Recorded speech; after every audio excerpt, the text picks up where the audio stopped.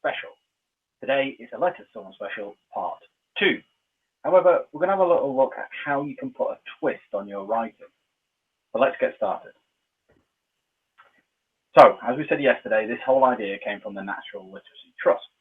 They have a great, fantastic writing program that you might want to be part of. So follow the link there and it will take you straight to their website and their initiative they're doing. Also, I can't recommend it highly enough. Make sure you go and install the Google Chrome Read and Write. It's really, really powerful and it's available to everyone in the Highland Council. So get onto that link, follow it, and make sure you watch the tutorial that's in the comment section, description section below. Today is about the response. And if you're not sure what we did yesterday, head on over to our YouTube channel, look at yesterday's video in the Literacy and English BGE section, and you'll find out what you have to do. Today is about the response, a response to the letter you wrote. And it's quite tricky because it requires a bit of imagination, but it also can be fun as well. What I did, I sent a letter to someone in a care home. I've never met them before, and what I wanted to do was try and think about what they would do if they got a response. So what I actually did is I searched some images out from the internet about baby cats, Googled care homes, and this is what came up. So we've got our kind of stereotypical view of someone that might be a little bit older, that's in a care home, that needs a lot of looking after. But then I found lots of images about other people in care homes that are using things like phones and technology to stay in touch with their loved ones. Life might not be so bad. And this got me thinking.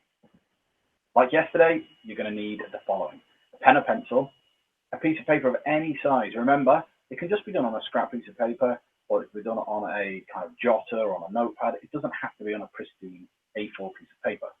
And you can also redraft it. Don't worry about making mistakes.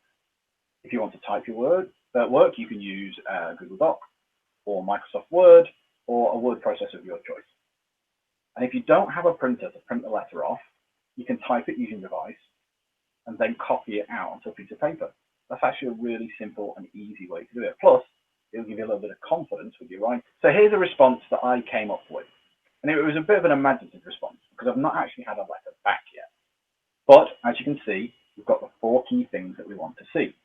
We've got the address and the name of the lady from the care home. We have the date that she wrote the response. We have the address, the way she sent it to me, so dear Mr. Smith. And then at the bottom here, we actually have yours sincerely, Mrs. Babbage. So what I want to do is I want to try and read the letter to you, and then we're going to pick out a few key thoughts. Thank you so much for your letter and your kind thoughts. You are right. We've not been allowed to have the usual visits and contact with our families. However, if people are now getting the vaccine, this might change soon. I think I'm getting my jab next week. You might be surprised to hear that life in our care home is very much different to how you may think it is. No armchair aerobics here. Thanks to the internet, we start the day off with a Joe Wicks workout. The senior one, of course. Norman down the corridor thinks we can still keep up with the young ones, mind you. The staff here are amazing. They really are key workers. They help us use the iPads that we were all given by the government to help us stay in touch with our families.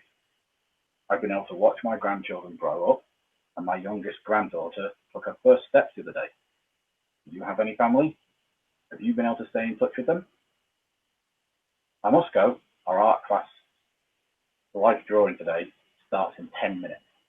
Ethel and her husband George have offered to pose for us all. Please stay in touch. Yours sincerely, Mrs. Babbage.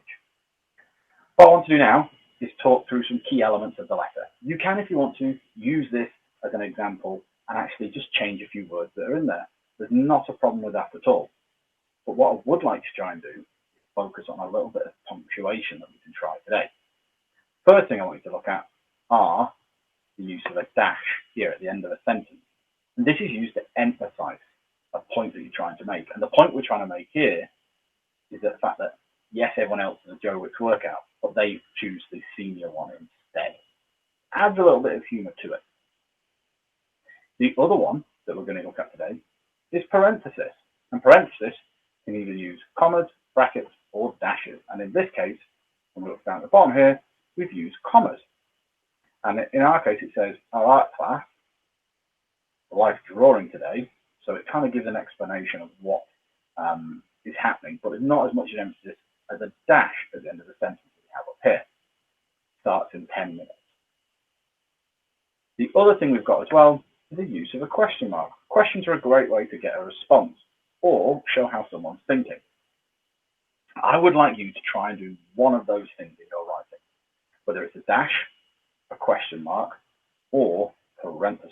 I hope you've enjoyed this writing task, and it's really important because actually writing should be fun. It doesn't always have to be boring or miserable or sad. Why not try and put a little bit of humor into your writing by thinking about what people might not do that you're expecting. So in a care home, I didn't expect them to have Joe Wicks workout, and I certainly didn't expect them to have life drawing classes. Sometimes the simplest things can add a little bit of humor to your writing. Good luck, and please, please, please send them in. I'd love to see the work that you're producing.